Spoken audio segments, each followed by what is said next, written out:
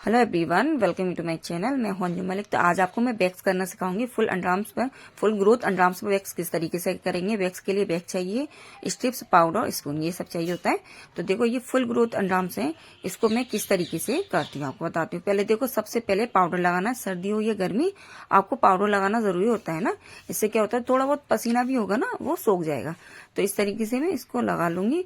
और जो डायरेक्शन, पहले क्या, कहीं भी वैक्स करो ना तो डायरेक्शन समझनी होती है। इसकी डायरेक्शन एक साइड की है, बहुत अच्छी बात है। अगर एक साइड की डायरेक्शन होती है ना तो वैक्स बहुत अच्छी से हो जाती है, क्योंकि बहुतों की डायरेक्शन के चारों तरफ बिखरी होती है, तो उसमें वैक्स करने में दिक्कत आती है। अब ये बैग जो डायरेक्शन है एक ही साइड की है, तो मैंने ये वैक्स लगा ली। देखो इस तरीके से पूरे में वैक्स लगा ली, ठीक है।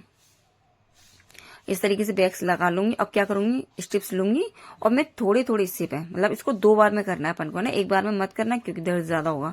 तो एक बार में मैंने इसको दबाया, स्ट्रिप्स को अच्छे से दबाना है ना, और स्किन को टाइट पकड़ के इस स्ट्रिप्स को मैं निकाल दूंगी। देखो इस तरीके से। और तुरंत क्या, जहां मैंने वैक्स की वहां पर हाथ रखना है, जैसे मैं रख रही हूँ। और जो बचा हुआ है सब मैं दोबारा ले लूंगी इसको। अब मैं हाथ रखती जाऊंगी, इसको दबाती जाऊंगी। देखो इस तरीके से, है ना। और जो एक्स्ट्रा होगा ना उसको मैं निकाल दूंगी। तो हो गई वैक्स। फुल ग्रोथ अंडरआर्म्स की जो वैक्स होती है ना, बहुत अच्छी तरीके से हो जाती है। अब तुरंत मैंने क्या किया, हाथ रखा है इसमें, देखो सारी ट्रेनिंग निकल गई, वैक्स से सारी ट्रेनिंग निकल जाती है। सारे जो हेयर्स होते हैं ना पूरी निकल गए। एक रहता है तो आप दोबारा से वैक्स लगा के निकाल सकते हो। देखो है ना, ट्रेनिंग पूरी निकल गई। अब मैं दोबारा से भी पाउडर लगा दूंगी जिससे वो चिपचिपा ना हो। अब सेकंड लूंगी मैं, दूसरी भी इसी तरीके से करनी है अपन को। तो पाउडर लगाया और देखो इसकी डायरेक्शन भी एक ही साइड की डायरेक्शन है ना। इस तरीके से मैंने पाउडर लगा लिया है। पाउडर के बाद मैं वैक्स लूंगी। वैक्स को ना थोड़ा ही गर्म करना, ज्यादा गर्म नहीं करना, है ना, वरना स्किन जल सकती है इसमें। तो ये मैं स्पून से क्या अंडरआर्म्स पे लगाती जाऊंगी पूरी वैक्स को। पूरी जो हेयर्स है ना उनको कवर कर लूंगी इस तरीके से। और कवर करने के बाद है ना स्टिप्स लूंगी, उसको निकाल दूंगी। तो फुल ग्रोथ जो अंडरआर्म्स होती है ना उसमें वैक्स अच्छी हो जाती है, क्योंकि फुल ग्रोथ होती है तो फटाफट से सारी हेयर्स निकल आते हैं।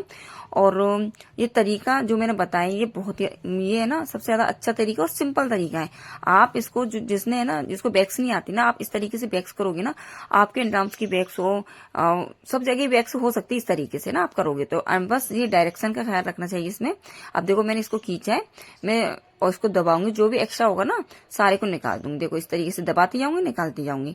और ये बैग्स नॉर्मल बैग्स है। और हाँ, ध्यान रखना अंडरआर्म्स करते टाइम अगर आपके ब्लड आता है तो घबराने वाली बात नहीं है। थोड़ा बहुत ब्लड आता है, जो सेंसिटिव स्किन होती है या उन्होंने रेजर यूज की होती है ना, तो बाल जो भी है ना, हमारे हेयर्स है ना वो टाइट हो जाते हैं, तो उसमें ये ब्लड निकल आता है। अब जो 2-4 जो हेयर्स रह गए ना, मैं उनको निकाल लूंगी इस तरीके से। देखो है ना, अगर एक्स्ट्रा 1-2 आपको हेयर दिखता है ना, आप निकाल लो उसको इस तरीके से। और आप ट्राई जरूर करना, वैक्स करना जरूरी होता है अंडरआर्म्स के लिए, क्योंकि भाई अपने जो गंदगी होती है ना उसको क्लीन करना जरूरी है। और पसीने वसीने भी आते हैं ना तो उसमें बदबू आती है, तो अंडरआर्म्स करने से टैनिंग भी रिमूव होती है। अगर वीडियो पसंद आए तो